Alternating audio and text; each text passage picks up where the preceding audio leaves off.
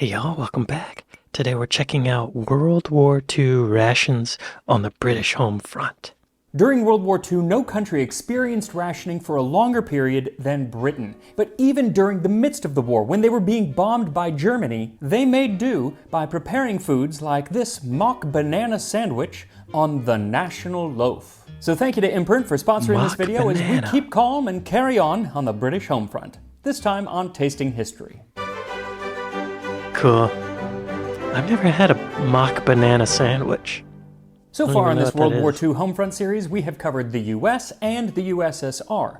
But I don't think that any Allied power is more associated with rationing than Britain, because not only were they the first to start, but they went on until 1954, 9 years after the war wrapped up. One reason for this was because, as an island nation, they only produced about 30% of the food that they needed to feed the population, so they really relied on other food being shipped in from around the world. Wow. I mean, also, they were fighting the Nazis for the longest time, weren't they? Took a long time for the United States to jump in, I think, right? With German U-boats prowling the northern Atlantic, Britain realized that a lot of their food was not going to be making it into the country, and so they did as they had in World War I and instituted rationing. But during World War I, they didn't start rationing until the war was almost over. It was in the last year. For the majority of the conflict, it was just a matter of whoever had the most money could buy the food, and this left a lot of people without. So this was a mistake Britain was not going to make again. Oh my God, what a nightmare. Can you imagine? I bet the prices soared. Were there price caps? Public catering, private restaurants remained open and were not subject to rationing and continued to be popular with those who could afford it.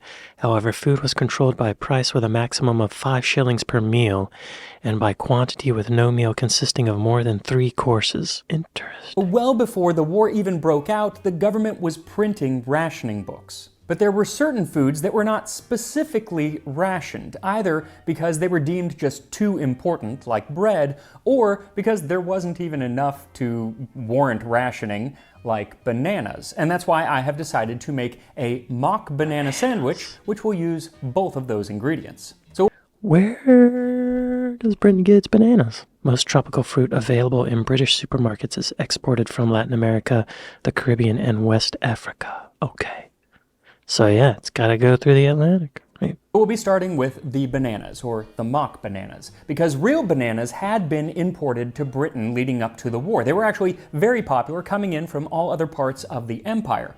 But in 1941, Lord Woolton, who was the Minister of Food, decided that they were an unnecessary use of cargo space, and so he cut off the banana supply. And people were not happy, especially the miners. It's the Britain's perfect snack. 800,000 miners want bananas. They may make a special appeal to Lord Woolton, who proposes to stop banana imports in 1941. The miner can eat a banana with coal-black hands in the darkness of the pit without eating coal dust as well. That makes sense, It is reckoned that miners eat nearly half the bananas shipped to Britain. They obviously liked it because since it's an appeal, they weren't getting their coal on the actual food. Yeah. But alas, the miners had to go bananaless until the end of the war. But should you just really want the flavor of bananas, well, there were recipes for that. Mock banana cream. Here is a more economical banana cream recipe. What did the miners eat instead? Oh, they ate mock bananas. At the time, the UK was importing 20 million tons of food annually for its population of about 50 million, including nearly 3/4 of its cheese, sugar, cereal, fats, and fruits, and nearly half of the meat. The German strategy prioritized attacking this food supply through naval missions that cut off the island nation from trade.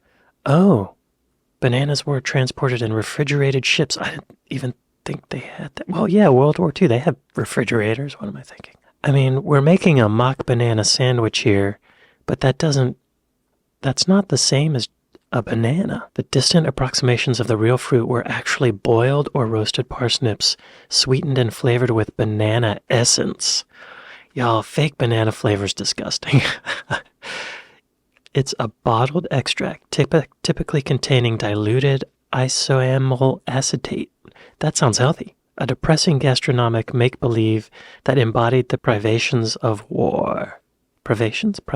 So we're getting into the sandwich. So I guess they didn't actually make mock bananas. They made this banana cream stuff that we're about to make here. Should you just really want the flavor of bananas, well, there were recipes for that. Mock banana cream. Here is a more economical banana cream recipe. Prepare and boil 1 pound parsnips until soft. Add 2 ounces margarine, 1 level tablespoonful sugar, 2 teaspoonfuls banana flavoring, and beat until creamy. This must be used quickly, but half the quantity can be made if desired. Yeah, I'm going to do something I've never done on this channel. I'm going to actually cook something. Or there's no cooking involved, but I'm going to prepare a dish along with him. But I'm going to use some different ingredients because I don't want to do all the work. So for this recipe, what you'll need is 1 pound or 450 grams of parsnips, 1 banana, 4 tablespoons or 60 grams of margarine, a couple spoonfuls of butter, 1 tablespoon of sugar, whatever natural sugar is in the banana, and 2 teaspoons of banana flavoring. Banana. First, peel the parsnips. First, peel the banana.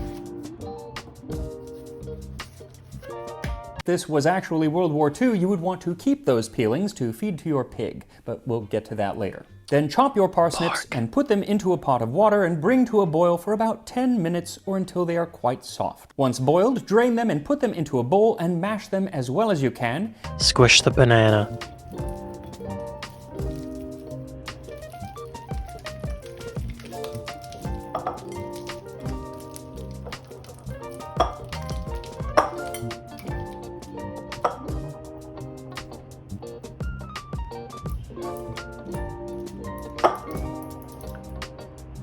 And add the margarine, add the butter,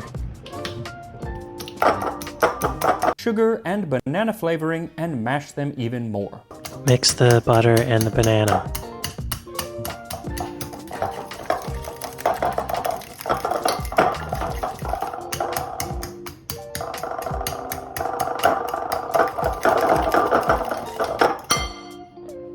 And that is your mock banana cream.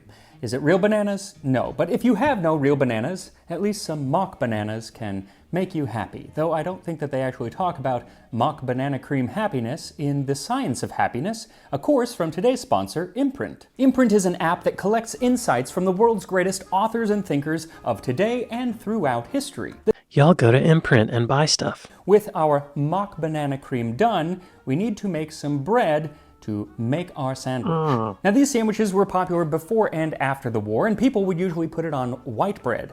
But during the war, you didn't have any white bread, you had the national loaf. This was a loaf of bread sold in bakeries starting in 1941 and was made of 85% wholemeal flour, which was then enriched with vitamin B and C. Sounds good, but it's not, because it was dense and gummy and often went stale basically the day that you bought it and had a particular color. Most people apparently object to the unattractive gray color of the bread, although those who can remember the national bread of the last war can find little cause for complaint. The national loaf of today is the purest white bread compared to the unsavory stuff which masqueraded as bread in 1917. National loaf. Let's look that up. National loaf. The national loaf was a fortified wholemeal bread made with wholemeal flour with added calcium and vitamins. Okay. It doesn't look that bad. It looks like regular bread. That's a little gray looking. I don't know. It looks like bread. What does it taste like? And the recipe kind of changed throughout the war based on what ingredients they had and what crops were most bountiful at the time. Like in October of 1942, newspapers reported that the government had decided to take advantage of the very abundant crops of barley and oats to add a very small proportion of barley flour and oat flour to national wheatmeal flour. That's logical. Insofar as it alters the appearance of the loaf, it will slightly improve it. So maybe not so gray? Now, there are lots of recipes for the national loaf that were put together after the war. There are none that I could find surviving the war, but I am going to base mine off of the one from the Imperial War Museum. So for this recipe, what you'll need is 2.5 cups or 300 grams of wholemeal wheat flour, a half cup or 35 grams of wheat germ. That's going to better replicate the texture of the flour that they were using at the time. Okay. It was very, very coarse. A half cup or 50 grams of oat flour, and a half cup or 60 grams of barley flour. You can also use rye flour, potato flour, or soy flour. They all made appearances in the loaf at different points in the war. Why all the different kinds of flour? Is that normal?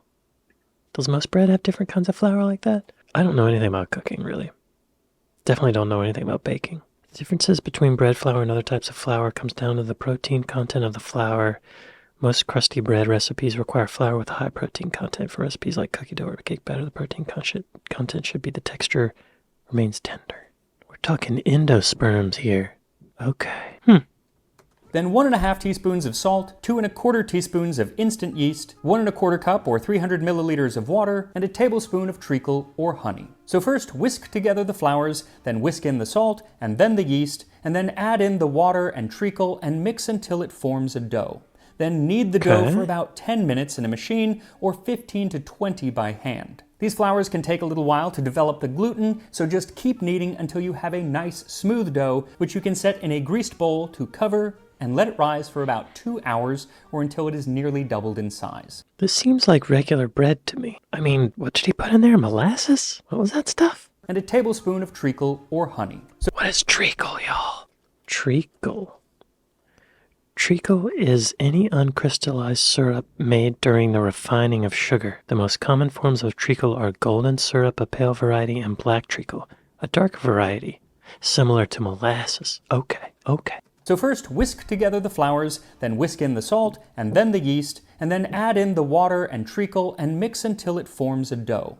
Then knead the dough to develop the gluten, so just keep kneading until you have a nice smooth dough, which you can set in a greased bowl to cover and let it rise for about 2 hours or until it is nearly doubled in size. Then set the dough out onto the counter and gently press it into a rectangle, then roll the dough up and set it in a greased loaf pan. Cover it and let it rise for another 45 minutes to an hour or until the dough reaches the top of the pan. It looks like then bread. Set it in the oven and bake at 350 degrees Fahrenheit, 175 Celsius for 30 to 40 minutes or until the internal temperature reaches about 195 Fahrenheit. Then let it cool completely on a wire rack before slicing. And if you want to be authentic, then you should let it sit for at least a day to let it stale up a bit, which makes making very thin slices all the easier. And it was all about making thin slices. What's interesting is that everyone was eating this national loaf, no matter who you were. In 1942, Eleanor Roosevelt was invited to Buckingham Palace, and as she ate with the royal family, she talks about how they were observing rationing just like everyone else. Nice. Good. Now, it was the palace, so we were served on gold and silver plates, but our bread was of the same kind of war bread every other family had to eat. I respect and that. Nothing was served in the way of food that was not served in any of the war canteens. So with that in mind, let us take a look at what every other family was eating. Ooh. In the mid-1930s, the tensions between Britain and Germany were starting to give the older generation a feeling of déjà vu. They remembered the food lines, the riots, and the insecurity of the First World War, and they were not about to let that happen again. So, a full 3 years before the war started, the Ministry of Food named Sir William Beveridge as the chairman of a committee on rationing and price controls. I also love that this man who worked at the Ministry of Food was named Beveridge. Anyway, in these pre-war years, they were having discussions on how they were going to implement rationing. Would everyone get the same, or would it be divvied up depending on what you did for work? Like, would a manual laborer get more food than somebody who worked at a desk? That's a good question. In the end, they decided that for the most part, it was going to be all the same no matter what you did, no matter who you were, with just slight variations here and there. I guess that would be the easiest, and there'd be all, like, if it was down to occupation, that would be hard to prove, and you'd have to, like, people would have to apply for it. There'd probably be fraud. It's just easier to give everybody the same. I'm surprised that they are doing this before the war started. I'm not clear on how they knew. I guess they felt inklings. In January 1940, the British government introduced food rationing. The scheme was designed to ensure fair shares for all in time of national shortage. Yeah, okay. Every man, woman, and child was given a ration book with coupons. These were required before ration goods could be purchased. This sounds familiar. I think I reacted to a video about this a while ago. Tinned goods, dried fruit, cereals, and biscuits were rationed using a point system. The number of points allocated changed according to availability and consumer demand. Priority allowances of milk and eggs were given to those most in need, including children and expectant mothers. As shortages increased, long queues became commonplace. Not all foods were rationed. Fruits and vegetables were never rationed, but were often in short supply. Okay. Especially tomatoes, onions, and fruit shipped from overseas. Bananas. Certain key commodities were also rationed. Petrol in 1939, clothes in 1941, and soap in 1942. The end of the war saw additional cuts. Bread. Okay, this is what he's talking about. Bread was not actually rationed during the war, but it was rationed after the war. Okay. Now, because of all of this prep time, when war finally broke out in 1939, Britain already had 50 million ration books printed, more than enough for the entire population. Anyone over the age of 6 was to receive the light brown Ration Book 1, or RB1, 7-year-olds were getting which was the standard ration. Then children under the age of 6 received the green RB2, which had half of the adult ration and often no tea, but they were given priority for milk and eggs. Wow. Then there were a few additional books like RB6, which was meant for fishermen and merchant sailors, and it gave them a little bit more ration because it was assumed that they would not have as much access to the canteens that were set up to kind of supplement the ration for everyone else. Wow, it's funny to think of like a 5 or 6-year-old standing in the queue trying to get some milk. I'm sure their parents did it for them, right? Surely their parents at least went with them. Now, 44 million of these ration books were handed out to the people, but at the beginning of the war, food rationing was not in effect. There was a period between September 1939, when Germany invaded Poland, and May of 1940, when they invaded the Western countries, that was known as the Phony War. Okay, so Germany had already started invading countries in 1939, so that's what made Britain think it's going to be here, we need to start printing these ration books. Okay. Much preferred the pun-filled terms that the British gave this period at the time, like the Boer War, but spelled B-O-R-E, or Sitzkrieg, a play on the Blitzkrieg, but Sitzkrieg, which literally means sitting war. But the government knew that this calm before the storm could not last. So on January 8th, 1940, food rationing kicked off with the limiting of sugar, butter, bacon, and ham. And this was quickly followed by fresh meat, cheese, preserves, and even tea, a blow to any Brit. And once rationing kicked in, you would go to a shop and you would register at that shop, and that is the location where you would get your ration going forward. Oh, okay. This is making... I can see how they would organize it. So you have to go to the same grocery store. That makes sense. Now, the ration changed throughout the war, and so it's hard to say exactly how much anyone got at any one time. But about a year into the war, the average adult got per week 4 ounces of bacon, 8 ounces of sugar, 2 ounces tea, 2 ounces of cheese, 2 ounces of butter, 2 ounces of cooking fat, 4 ounces of margarine, and approximately 1 pound of fresh meat, depending on the cut. Wait, so is that a photo of it all? That seems like a lot of sugar compared to... That's like 3 strips of bacon, 1 steak, some canned beef... Cooking fat? Look at that tea. That's like how many cups of tea is that? We'll say 1, 2, 3, 4, 5, 6, 7, 8. That's probably 9 or 10 cups of tea, maybe. Is that enough? Cheese, you get a nice hunk of cheese. That's enough butter. That's and margarine, butter and margarine, and an egg. 1 single egg. Oh, man. How long was this supposed to last? Per week. A week. 1 egg a week. The tea, okay, that's like 10 cups of tea a week. That's more than 1 a day. Maybe 1 a day, and then you treat yourself on the weekends. That's a lot of butter and a lot of margarine for a week. All this cooking fat, but 1 egg. Meat was actually rationed not by weight, but by price. You got 1 shilling tuppence worth of meat, so you could have more if you were going to have cheap cuts, which many people did. It was a real necessity to have a sausage maker at the house at the time, so you could put that tongue and tripe and sheep lung to good use. Now, those were the foods that were rationed by the government that you were guaranteed. These you would get every week. But there were other foods that were rationed But you weren't guaranteed because they might not even be there at all. Like things bananas. like bananas. Okay. But it also applied to eggs, both dried and fresh, condensed milk, and imported fruits like oranges. Dried? And many other Dried eggs? What do you mean? Oh, it's like a powder. All right. You make scrambled eggs with that? Add water, I guess?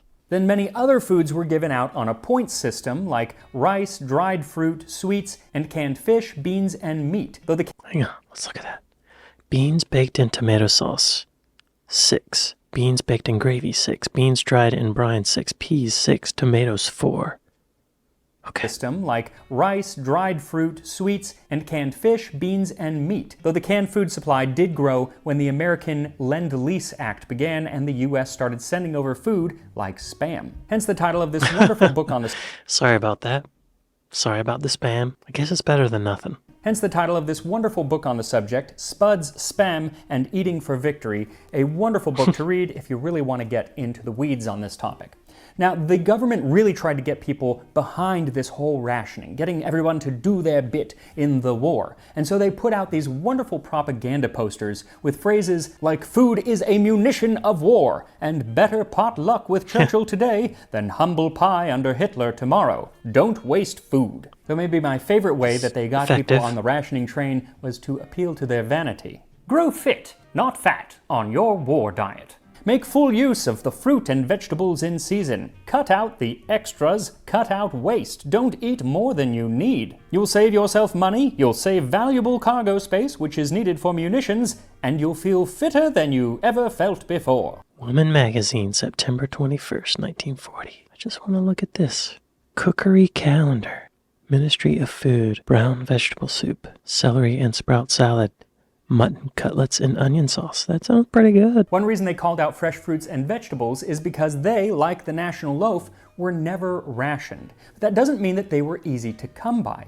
Early on in the war, the fresh fruit and vegetables started to dry up because they were converting a lot of the farmland to things like wheat and potatoes. So the government pulled out a trick from the First World War with the Victory Garden. Women! Farmers can't grow all heard your of that. vegetables. You must grow your own. Dig for victory. The men and women on the home front were encouraged to grow their own vegetables, which, should you be living in the country, was easy enough. But in the city, less so. So should you not have a decently sized garden, you could ask for an allotment, essentially a bit of land set aside by the government that could act as a temporary victory garden. And by the end of the war, nearly 1.4 million of these allotments were scattered about the country, and vegetables were Garden grown in a bomb crater. That's clever.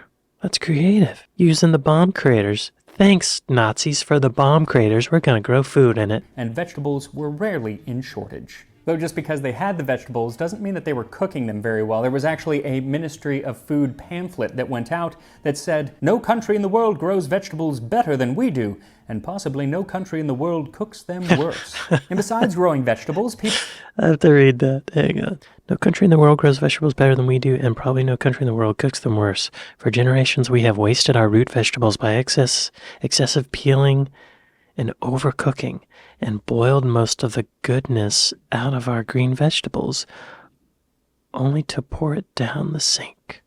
This is ahead of its time. And besides growing vegetables, people were also encouraged to raise chickens, go game hunting for extra meat, go fishing for fish in rivers and streams, or to join a pig club. People would get together and pitch in to buy a pig, and they would feed it on their scraps, their peelings, like our parsnip peelings, and then after a little while they would slaughter it and share the meat. But they didn't actually get to keep all of the meat. See, every pig was registered with the Small Pig Keepers Council, and when it came time to divvy up the meat, half of it went to the pig club members, and half of it went to the Ministry of Food. How? That would be tough, I think. To raise a pig and then slaughter it? That's like, I'm afraid I would get attached to the pig, you know? I would name it, I would learn its personality, its likes and its dislikes, the sounds it makes. That would be sad. Now, other countries like the US and Canada, they had victory gardens as well and things like pig clubs, but I do believe that the Brits did the best at promoting these things. They actually hired animators from Walt Disney Studios to create characters like Dr. Carrot and Potato Pete to get people excited about growing and eating their own vegetables. Attack with me. And did a whole video on those characters. Attack with me? Says Potato Pete. Wow. Y'all, don't with Potato Pete. And I did a whole video on those characters back in, Oh. I don't know, a couple years ago when I did a 1940s carrot cake for my birthday. Now, with this abundance of vegetables, there was a new dish that was created to put them to good use. Lord Woolton Pie, named after the Ministry of Food, Lord Woolton. The story goes that Woolton was to have dinner with Winston Churchill and the American ambassador, so they went to the Savoy Hotel. And Woolton went to the head chef, a man named Francois Latry, and asked him to develop a dish using only the things that weren't rationed. The original recipe for what he made was 1 pound each of potatoes, cauliflower, swedes, and carrots, 3 or 4 spring onions, and if possible, 1 teaspoonful of vegetable extract and a tablespoon of oatmeal. These would then be cooked and baked into a pie with a potato or wheatmeal crust. Well, it turns out Churchill was not thrilled with this and demanded a plate of cold beef instead, but Woolton, I guess, talked him into eating the pie, saying that he needed to eat like everyone else was having to eat, at least for the time being. Yeah. Winston Churchill looks like a man who loved his food. Woolton pie. I'm curious what it looks like. Okay, it's like a pot pie. It looks a little watery. Woolton pie, entirely lacking meat, was not universally well received. When Woolton pie was being forced on somewhat reluctant tables, Lord Woolton performed a valuable service by submitting to the flashlight camera of public luncheons while eating with every sign of enjoyment the dish named after him. So he got his photo taken loving the pie. Woolton pie was forgotten as quickly as possible when conditions returned to normal. One notable exception is carrot cake. While not invented during the war, was popularized in the United Kingdom then because it used a widely available root vegetable. That makes sense. Y'all, I think carrot cake's my favorite cake. That's the Savoy Hotel? I think I did a reaction video to Tea at the Savoy Hotel. And I think that's where Bob Dylan shot that famous music video where he has the cards, right? Let's just see what it looks like on the... See? Yeah, it's probably been remodeled. Now, this dish became extremely popular, not because it was particularly delicious, but because Lord Woolton had the recipe published absolutely everywhere and was seen eating it himself. When Woolton pie was being forced on somewhat reluctant tables, Lord Woolton performed a valuable service by submitting to the flashlight camera at public luncheons while eating, with every sign of enjoyment, the dish named after him. Woolton became the public face of rationing as well as the voice of rationing, as he would give radio broadcasts on rationing and the need to not waste food. There was even a ditty about him and food waste performed by the popular singer Betty Driver, which went, "Those who have the will to win cook potatoes in their skin, knowing that the sight of peelings deeply hurts Lord Woolton's feelings." He cracked down on food waste with a campaign of posters and even threatened those who wasted food with a £500 fine or 2-year prison term. This was not applied to people who were just throwing out their potato peelings. It was aimed to punish spivs, or the people in the black market who were profiteering and hoarding things to sell to people at a higher rate, and when they couldn't, they just tossed the food. Now, Woolton knew that he couldn't be the only face of rationing, so he worked with the Ministry and the BBC and other outlets to get celebrities and famous cooks to write articles and pamphlets and cookbooks giving people tips on how to make the best of rationed foods and fight the good fight on what was called the kitchen front. One of the most popular things was a 5-minute radio segment that aired every morning on the BBC starting in 1940, and it aimed to keep people updated on the constant changes going on with rationing. And it opened, "I'm here to save you money, to save you time, to save you trouble, to tell you of food that there's plenty of, and of food that you've got to go slow on." And while food was always the main focus of these PSAs, they would also talk about other rationed things, like how to mend old clothes, because finding new clothes was very, very difficult, especially it's a great radio show. Of nylon, so like useful. Stockings, because that was being used to make parachutes. But at the same time, it was still considered unseemly for a woman to go out without stockings on. So they started making fake stockings.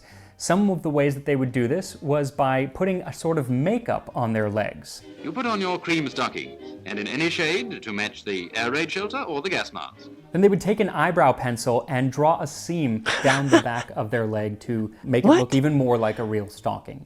Now, if you couldn't afford this rather pricey leg makeup, then other options that I read were to either kind of tan your legs with tea or with gravy, though I really question the efficacy of gravy legs. The smell, too. Oh, God. Gravy legs. Gravy leg. When a person accidentally, purposely, or excitedly defecates himself and the excrement runs down the leg. That's not the same. Drawing on leggings. I'm not finding anything about that. That's hilarious. Leg makeup. Was it just like regular makeup? Leg makeup. Oh. You can still get some leg makeup. $13.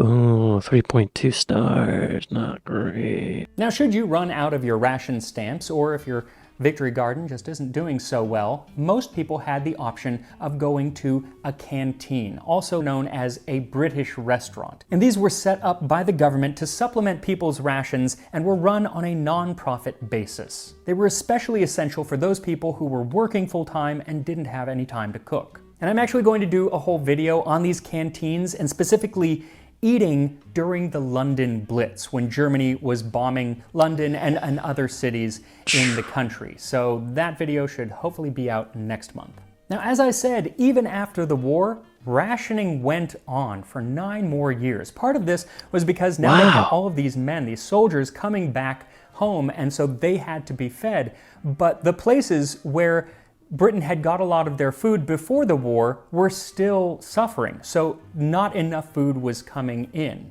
And so people lived on a lot of canned goods and just not the best food for quite some time, which is part of the reason why Britain has such a reputation for not great food. I don't think it's particularly deserved, especially today. I agree. But there is a reputation, and it doesn't just have to do with that. It's a little bit more complicated, but that's one of the reasons. Now, eventually foods did start to come off the ration list, fresh meat being the last in 1954. And foods that couldn't make it into the country finally started appearing. Like in September of 1945, newspapers announced bananas for Britain. The first shipment of bananas since 1940 is expected to arrive in this country from Jamaica early in the new year. But in this kitchen today, I must quote the old song, yes, we have no bananas. We have no bananas today. And so I am going to be eating my mock banana cream sandwich. Is that where the song comes from? I should put together. So once you've sliced your bread nice... Is that where that song comes from? We Have No Bananas song. An American novelty song by Frank Silver became a major hit in 1923. He said, I'm an American of Jewish ancestry with a wife and a young son. About a year ago, my little orchestra was playing in a Long Island hotel. To and from the hotel, I was wont to stop at a fruit stand owned by a Greek who began every sentence with yes. The jingle of his idiom haunted me and my friend Cone. Finally, I wrote this verse and Cone lifted it with a tune. Fitted it with a tune. Oh, the shopkeeper who said, yes, we have no bananas, and inspired the song may have been one of the many affected by a worldwide decline in the banana crop caused by Panama disease. The term had been resurrected on many occasions, including during rationing in World War II, when the British government banned imports of bananas for 5 years. Shop owners put signs stating, yes, we have no bananas. Okay, so there was already the song, and then they used it. That's funny. So once you've sliced your bread nice and thin, get bread from the grocery store. You can put some butter on it if you want a proper banana sandwich. That's what they usually did. Put butter on the bread.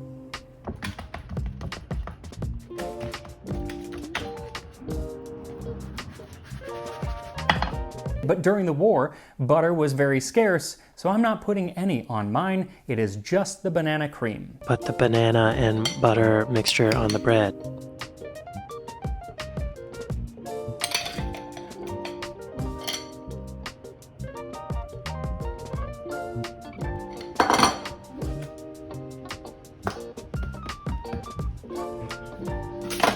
So before I actually try the sandwich, I just wanted to try some of the banana cream just to see how close it tastes. Ooh. Let's give it a shot.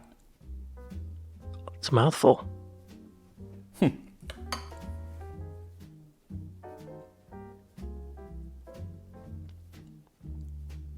The texture is kind of like if you mashed up bananas.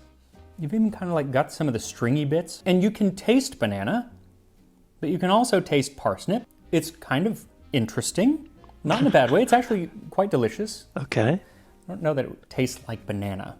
Maybe it needs more banana essence. I actually thought that that was going to be too much, but guess not. Let's try the banana sandwich. That bread is dense. It's not bad. I mean, if I was really, really hungry, I think this would be quite good. There's a sweetness to it. It's flavorful. The bread tastes good. The texture, not as great. And I think that this is probably a lot better than the actual national loaf of the 1940s. It's not anything that I would order, but if it's World War II and we have rationing, then yes, I would enjoy this mock banana sandwich.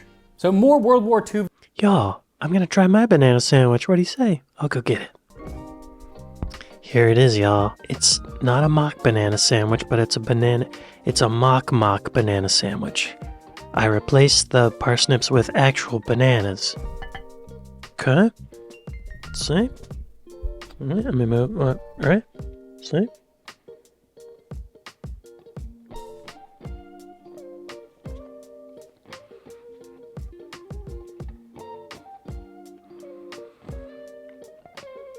I don't taste anything. Do I have COVID? Wait.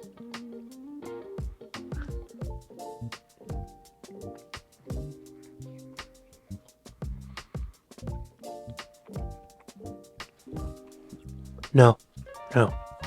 I think it would be better if I replaced the butter with peanut butter. I pretty soon am going to have one from one of the Axis powers. A little divergent there. So yeah, go make yourself a mock banana sandwich, and I will see you next time on Tasting History. Don't make yourself a banana sandwich, y'all. Not like this. Not like this. Maybe the key to a good mock banana sandwich is to actually use parsnips and not actual bananas. Because the bananas have oxidized. It's gross. The bananas have oxidized and turned brown, and I don't think I should have mushed the bananas up. I think I should have just sliced the bananas. I just wasted bread, y'all. Walton would be very disappointed with the fact that I'm not going to eat this. I'm not eating it. It's disgusting. Well, y'all be sure to go to Tasting History with Max Miller and like and subscribe. Give him some views. And if you made it this far in the video, take control of your own destiny and give me a like and subscribe, right? Yeah. I'd like to thank my patrons. I'd like to thank my Buy Me a Coffee people. And thank y'all for watching this with me. And I'll see you next time. Later.